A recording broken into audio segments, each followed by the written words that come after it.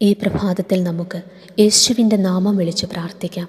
കർത്താവായ യേശുവേ, അങ്ങേ എൻ്റെ ജീവിതത്തിൻ്റെ രക്ഷിതാവും കർത്താവുമായി ഞാൻ ആരാധിക്കുന്നു. ദാവീദിൻ്റെ വംശജനും മരിച്ചവരിൽ നിന്നും ഉയർത്തവനുമായ യേശുവേ, അങ്ങയുടെ നാമത്തിൻ്റെ അത്ഭുത ശക്തി എൻ്റെ മേൽ നിറയട്ടെ. എൻ്റെ ശിരസ് മുതൽ ഉള്ളംകാല് വരെ ഓരോ കോശങ്ങളിലേക്കും യേശു നാമം വ്യാപരിക്കട്ടെ. യേശുവെന്ന നാമം ഒരഗ്നിയായി എന്നിൽ കത്തട്ടെ.